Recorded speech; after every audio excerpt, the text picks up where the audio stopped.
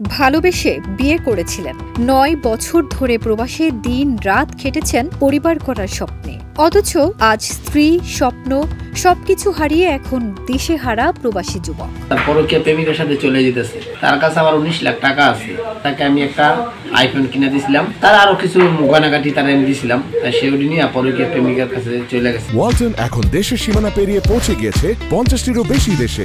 ওয়ালটন, ঘরে ঘরে বিশ্বজুড়ে। বরগুনার আমতলী উপজেলার গুলিশাখালী ইউনিয়নের বাসিন্দা রুবেল মিয়া ৯ বছর আগে বরিশাল রহমাতপুরের এয়ারপোর্ট এলাকার নাজনীন আক্তার মারিয়াকে প্রেম করে বিয়ে করেন। পরিবার মেনে না নেয় সংসারের অভাব গুছাতে সার্বিয়ায় পাড়ি জমান রুবেল। ৯ বছরের সংসার জীবনে প্রবাসে যাওয়ার পরে কিছুদিন পরে আমার ওয়াইফকে আমি আমার সাথে প্রবাসী নিয়ে যাই। প্রবাসে থাকাকালীন স্ত্রী ২ বার তার কাছে গিয়েছিলেন। সংসার করার স্বপ্নে সম্প্রতি রুবেল মিয়া দেশে পাঠান ১৯ লাখ টাকা, স্বর্ণালংকার ও একটি আইফোন। কিন্তু গত ৬ মে বিদেশের স্বামীর কাছ থেকে ফিরে এয়ারপোর্ট থেকে নিজের বাসায় না গিয়ে পরকীয়া প্রেমিকের সাথে পালিয়ে যান স্ত্রী নাজনীন আক্তার মারিয়া।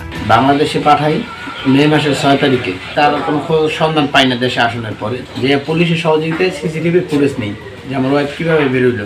আমি এখানে দেখি যে সে একটা তার পরকীয়া প্রেমিকের সাথে চলে যেতেছে। এই ঘটনায় রুবেল মিয়া এয়ারপোর্ট থানায় একটি সাধারণ ডায়েরি করেন। বিমানবন্দরের সিসিটিভি ফুটেজে দেখা যায় মারিয়া বেগম নামের ওই নারী অজ্ঞাত এক পুরুষের সঙ্গে পালিয়ে যাচ্ছেন। এরপর থেকেই তিনি হাওয়া। প্রিয়জনের হঠাৎ এইভাবে হারিয়ে যাওয়া আর বিশ্বাসঘাতকতার যন্ত্রণা নিয়ে স্তব্ধ রুবেল মিয়া এখন দেশে ফিরে স্ত্রীকে হন্যে হয়ে খুঁজছেন। ফারজানা নিকিতা, দেশ রূপান্তর।